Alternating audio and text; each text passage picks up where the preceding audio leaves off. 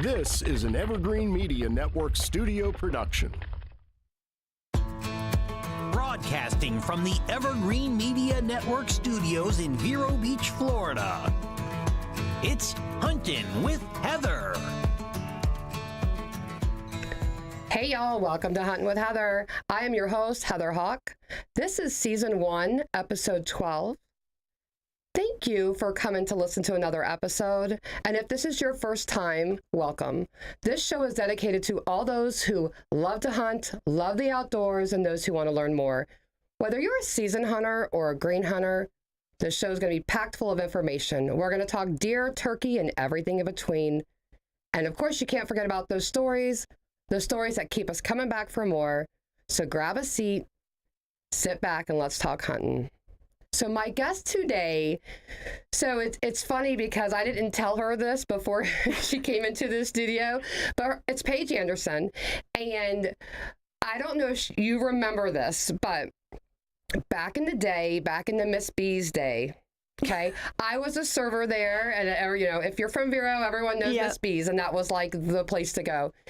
You and your daddy and your sister Shelby, you guys would pull up with the airboat in tow with a hog or deer, something on it. I would always run out there to go. I was just so curious about it. I didn't hunt back then.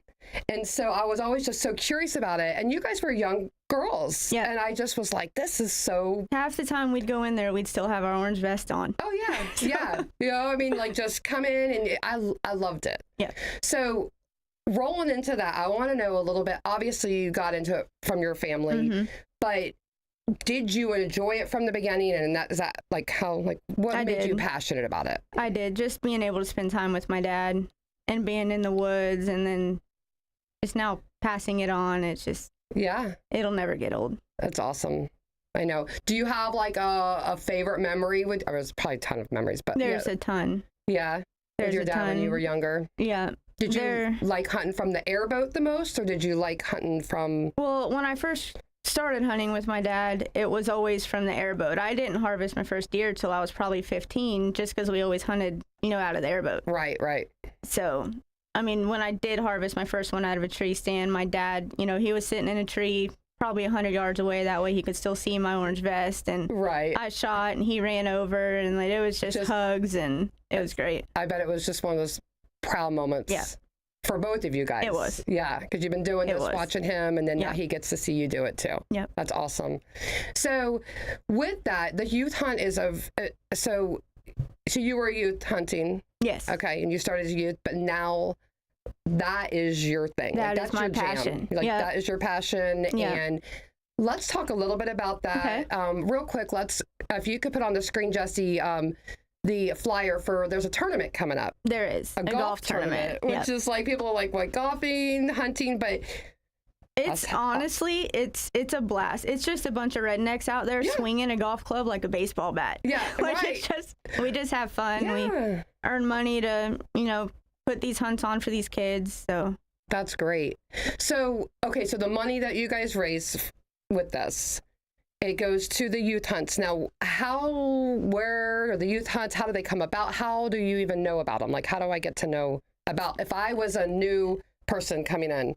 So the best way is because we actually get a lot of single moms who their kids, they'll watch a hunting show on TV and they want to hunt, but they don't know how to do it. So they'll go to Google and type in, something like, I want to take my kid hunting in Florida or something, something like that. And the youth hunting program will pop up, and it's for kids between the ages of 12 and 17. And you have to have your hunter safety, and then you go to FWC's website, apply for it online, and hope you get chosen. That's awesome. Okay, so you guys are there's an actual, what do you call it, Florida hunting or youth hunting? Youth hunting program of Florida. Go to Google, type that in, it'll be the first link that pops up. Okay. And then, we go on hunts I have some in Fellsmere, Crystal River, Miami. We do a snake hunt in Miami. What? Pythons. Can I go on that? I wish. I stay in the truck. I want to do that. I don't do snakes. I kind of want to do it. But yeah. It's fun, but. Yeah. That's so cool. Okeechobee, they're all over the place. Okay. And then, so are they year round? Or like, how does it, I mean, so if I was like, all right, I want to get my son into it. I need to get him first his hunter safety class. Yep. You can go online. I know you can do the online class for free, and then Yep. you can do the day class. Yep. Wherever. Some of them are virtual still. Really? Yeah. So you don't even have to go to the class. So what you would do is you'd go do the regular online part. Right. And then like somebody will, from FWC, you'll have to do a class online. Okay. Like a Teams, like a meeting class online. Okay. And then somebody who's a certified, hunter safety instructor, or if you're 18 or over and possess a hunting license, they can sign off for you. Really? Yeah. That's awesome. Yeah. And then you just send all your information in to FWC and they send you your card. And now, is that just for kids or adults? Adults too. Yeah. So different Yeah. than when I had to do it. Yeah. But it was still fun. Well, when I did it, I had to go all the way to West Palm, and it was a 3-day course, Friday, Saturday, Sunday. Yeah, that's what my husband said. Because when I did it right here out at the range. Yep. I did my day course, and it was easy. You know, it was good. But he said, yeah, I used to have to do like a whole long weekend or whatever process. Yep, for I it. did too. Yeah. So it was long. It wasn't. Well, and so with that, okay, so they can go on that. So they can do once they have their hunter safety class completed. They go online and they apply for the hunt. Okay. So we do deer, turkey, hog, alligator, snakes. We did do duck hunts. They could be coming back. Mm-hmm. But you go on, find what hunt you want to do, apply for it, and we get a list of names. Okay. From FWC, and it normally starts out. So our hunts start in November. The airboat clubs does, and then they end in April. We do 15 of them a year. Whoa. Yeah. That's a lot. Yeah. That's awesome. Yeah. When do you guys get to hunt? I'm just kidding. Not very much. I know. Right? Not very much. Yeah. I guide on almost all of them. So yeah. So does the parent have to be present? Parent has to be present. So what it is if you get chosen, it costs $75, and if you can't afford that, the state has scholarships, or the state will just they'll pay for you if you can't afford it. That's awesome. So then you get chosen. It's all weekend, Friday, Saturday, Sunday, and you come, you set up camp. The $75 goes to cooking for you and your family that weekend, and then we just hunt, have a good time, teach the kids how to skin animals. And yeah, I need you to teach me how to do that, by the way. They're all green. No. Like most of the kids that come out are green, and their parents too, and that's what makes it fun because you're teaching both of them. Both of them. Yeah. And I think it's so important for kids, if they don't want to hunt, but I think it's important for them to at least get out there. Yeah. Like, try it out. Yeah. And if the parent doesn't like it, but they're wanting their kids to get out in the woods, get out there. I mean, I feel like... It makes me emotional sometimes because there's another girl that I had, her name's Heather, and I had her when she first started, and she shot a doe with me, and then she shot a hog with my sister, and then now she's aged out of the program, and like 2 weeks ago her dad sent me a picture of she harvested a turkey by herself. It gives me the chills. And it's just, he like texted me and he's like, thank you for everything that you did and teaching my daughter, and now she's out there hunting with me on her own, and it's you emotional. opened up a whole new world for her. Yeah. My husband was my mentor. I haven't hunted but for a decade, like 10 years now. He was my mentor, and I will forever ever be grateful to him because he opened up a whole nother world for me. Yeah. I mean, it's not just harvesting the animals. Yeah. It is more than that. Just being out there. It is. It's watching the sun come up. It's listening to all the animals moving around. It's the prepping, the preparing, the getting, I mean, the whole process of it. My favorite part of it, honestly, is setting up game cameras. Yes. Planning food plots, like on my lease in Georgia. Yeah. Like, it's the stuff leading up to it. And then when you do harvest, it's just a reward. That's the bonus, right? Yeah. I know. So you set up, do you have cell cameras? I do. I have Tacticams. I have like mixed feelings about the cell cameras. I don't know, like I'm learning a lot about them, but I'm also like, I feel like, I don't know, like if nothing's showing up, or if that buck's not showing back up, or things like that, or I feel like, does it take away from It does. The anticipation of it does. You know, when you're going, and I know we have the regular trail cameras for years, and still use them. We use those. Yeah. But it's like not having a camera set up, or not sure. It's like exciting. You're like, what is going to show up? Yeah. I mean, I guess it would be still the same. Like, but he might show up. Yeah. At the same time, I was just hunting in North Florida. I just got back this past weekend. And this place that I was sitting in, I wasn't getting much on camera, but I seen 5 or 6 deer that morning. They're just walking behind it, skirting around it. So, I mean, you can't rely on them. That's true. So. You never know. I just have I was just like, I don't know how I feel about that. Because I enjoy the anticipation of like, what's coming, you know? So anyhow, definitely is something that my husband and I have a debate about. Yeah. But I like them, but I mean, I'll always use them. Yeah. But. Yeah, I know. It's a new thing. It is. I did get him one for Christmas. What brand? Hold on. Browning. Browning. Yeah, those are good. Yeah, it was on sale. Yeah. Because they're expensive. Tacticams are just good for the money. They're like $120. Yeah. And they actually have the cheapest data plan. Oh, really? It's like $15 a month for unlimited. Yeah, I called and I was like, they're like, it was way out there. And I'm like, wait a second. Yeah. I think I don't know about this. But I think there's specials that you can give them a code or so. I don't know. Yeah. I got to figure it out. And I have probably 10 of them. And then we bought 6 for the youth hunt program. Okay. That way, I'll bring my computer and then we'll, because I have a hog hunt next weekend actually. And so I'll pull some of the cameras or pull some of the pictures and show the kids on a slideshow, see what they're looking forward to. Yeah. And so where is that going to be at? What? Fellsmere. Fellsmere. Sand Lakes is what it's called. Okay. Yeah. Awesome. Look at there. Is that a little girl? I can't see from here. It is a little girl. I had her. That was probably 2 years ago. Nice hog. Yeah. Yeah. Awesome. She was excited. I bet. And that's my buddy Mason. He harvested that hog at Sand Lakes too. Okay. So if I wanted to be a mentor, I want to say, hey, Paige, I want to be a part of the youth hunts. How do I get involved? Get in touch with me. Okay.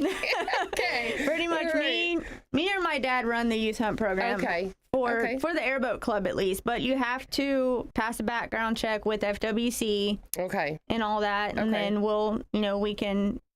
So what it is for the youth hunts is you will sit in a double tree stand with a kid. Right. And then the parent goes with you. And they're in their own single tree stand, either on a different tree, like where you're not aiming, of course. Right, of course. We'll take a set of legs out of the single and drop it down. So the parents are always there too. Oh, okay. So they get to experience everything. A lot of them video. I've had a little girl shoot a big 8-point at what was it at? Grassy Island in Okeechobee. And I look back and her dad's just bawling his eyes out excited. I'd have been bawling too. Yeah. That's awesome. Well, good deal. All right. So we're going to take a quick break and then we're going to come back and let's talk some more. Okay. Thanks.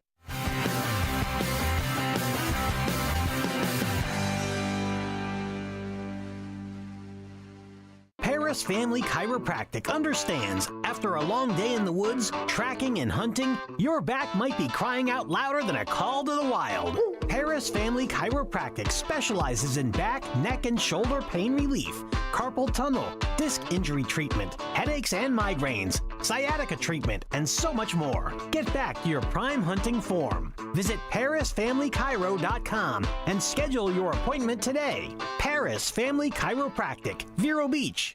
Sunshine Furniture brightens up your day.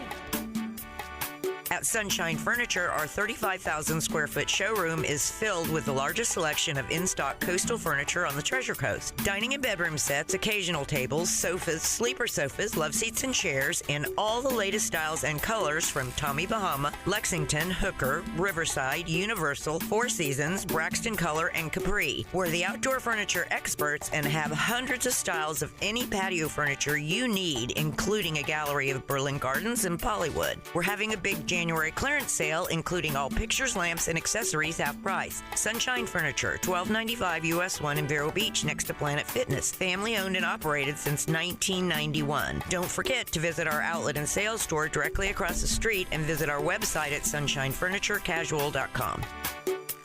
Sunshine Furniture. The Port St. Lucie High School Drama Department presents Footloose the Musical. The show is packed with hits such as Footloose, Let's Hear It for the Boy, Almost Paradise, and Holding Out for a Hero. Footloose features a cast of 50 performers and a live orchestra. The show runs January 25th through February 4th. Tickets are available now at Perkins Restaurant in Port St. Lucie, Vivid Salon and Spa in St. Lucie West, and Joy's Ice Cream in Fort Pierce. See why 250,000 people have seen one of our performances. More details at pslhsdrama.com.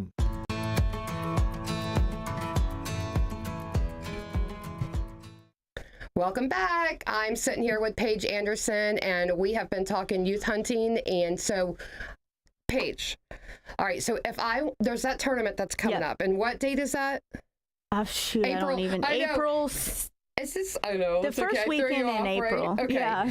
So, no, it's April 20th. They changed it this year. All right, so April 20th. Yeah. All right. So, let's see. And you need foursomes, you need sponsors, right? Sponsors. Okay. So we really need sponsors. We need players. So what it is all the money that we raise goes towards buying tree stands, safety harnesses, safety lines, helps us. In reality, when you feed 15 or 20 people per youth hunt, $75 for 5 kids is not enough. Especially now, y'all. It is.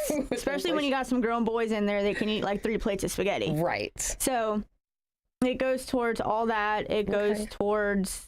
I mean, it just helps us. I've gone on, and not knocking anybody, but I've gone on hunts where you eat peanut butter and jelly for lunch. Right. And nothing wrong with that, because I like that too. But it just helps us be able to, feed better meals, make sure the kids are prepared. We do safety trails. And so it helps us buy equipment for that. We do like shoot and don't shoot scenarios and play games with the kids. It just helps us. The whole package. So it's like the whole, and I think it would probably give them a better... like when you're going to go and pay for a hunt, it's like you're getting the whole deal, I think, right? And that's better. And all they have to do is show up with a tent or a camper, their hunting gear, and we take care of the rest of it.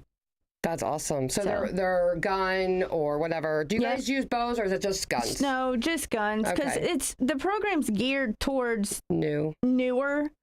So so no, you're not gonna have like someone, hey, I want to use a bow. Yeah, maybe one day. Maybe if we can like set the age.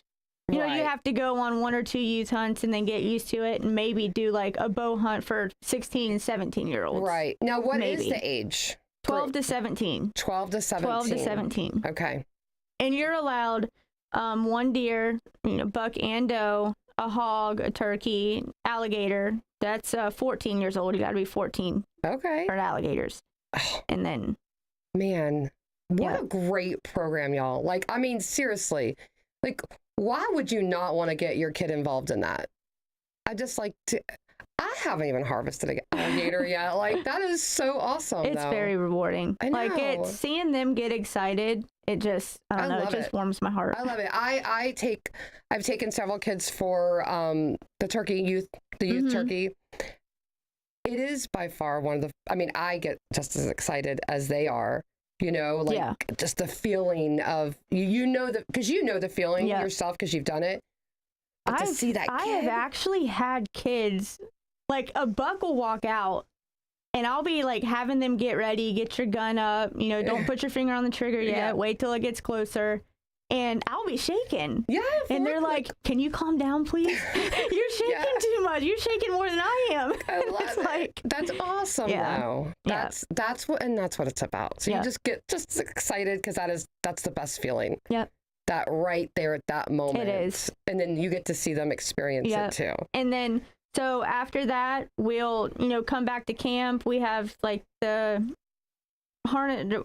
I don't even know what they're called. What you put them in the back of the hitch, like a cleaning station. Oh, yes. That you put in your hitch. Yes. Okay. And we help them. Like, I'll get it started, and we help them. They'll get a knife and they'll help me skin it. Start getting it. Yep, and field dress it, and so that is another thing I wanted to like touch base with you on. So you are a meat processor. I am for 18 years.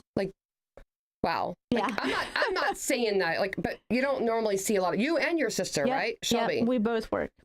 And at you guys work Cut-Rite. for Cut-Rite Outback, Outback, correct? Yep. They're one Yep. of the big food processors here, or meat processors, Yep. whether it's for wild game or for cows or whatever, right? Yep. Awesome.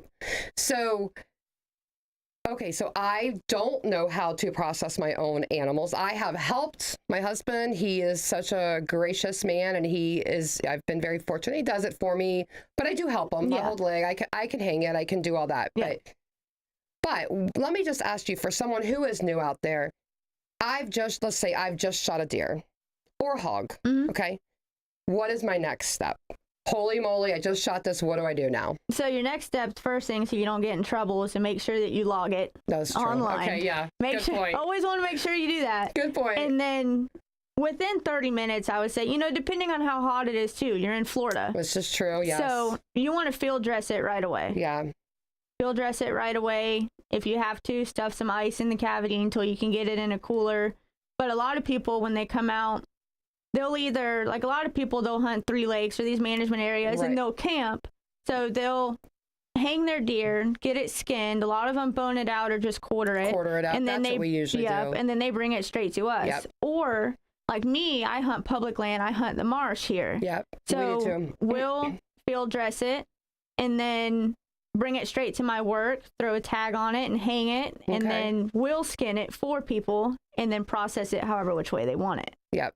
That's how usually what we do. If we don't have time to process it ourselves Yeah. at home, we usually quarter it up. Well, my husband does. You quarter it up and then put it on ice, Yeah. split it out a little bit, Yeah. and then we'll drop it off to the processor and have Yeah. them cut it, sauce, whatever it is, whatever we have. Yep. And a couple tips, just make sure you keep it clean.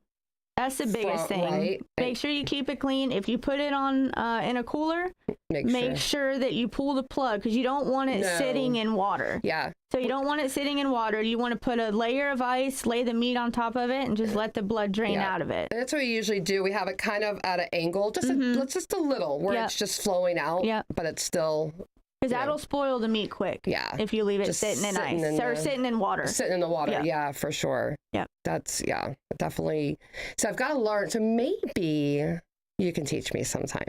We could. Yeah. It's like, hey, because I don't want to, like, if I'm out there, I had a hunt that I was going to do on an island. You can only go by yourself. And I got picked for this hunt. Is Northwest. Uh-huh. Yeah. Sandbar or something like that. And it Yeah. was supposed to be a group hunt, but no one else put in for the group. So it was just me. And I was like, what the heck? I'm Yeah. like, yo, like, these are big, they are stags. Yes. But the thing is, you have to field dress it there where Yep. you shoot, where you shoot it at.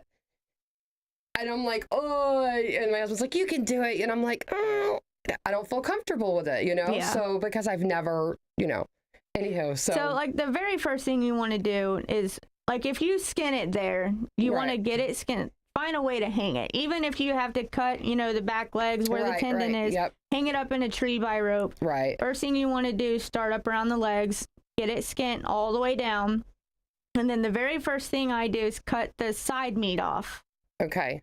Right. And then you want to take your tenderloins out first. Right, Because if right, you don't yep. take your tenderloins out first, when you do your back straps, you cut into your tenderloins.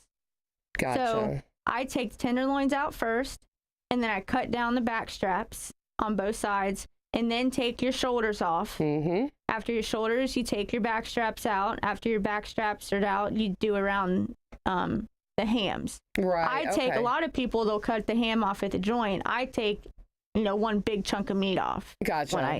when I bone our deer I think out. that's pretty much how my husband does it. Yeah.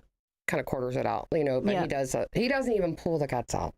Yeah. Well, like when I'm hunting at my lease in Georgia, I don't. He I doesn't. just, Unless I want the heart. yeah. That's the only time. Yeah. And so. And that tastes good too. I know it is. I had it. It was great. Yeah. So let me ask you this too. So we're gonna have to wrap it up soon, but I want to know, what is a tip that you can give a hunter? It could be a new hunter, another hunter, someone that's been in it for a while. What's something? Be patient. Patience That's my is a biggest. virtue. That's my biggest thing. I hunted public land for years before I was able to harvest my first deer, And then once I got my first one, it just came natural. Yeah. And now I'm at the point where if it's not, I can harvest does at my lease in Georgia and have meat. As far as bucks go, like patience is key. Patience is key. Patience is key. Y'all hear that? Patience is key. Paige, thanks for coming You're on. welcome. This is fun. I'm glad you had me. Yes, thank you so much. If you have any more questions, reach out to me or reach out to Paige. Yep. And I'll link it on here. And y'all go get out in the woods.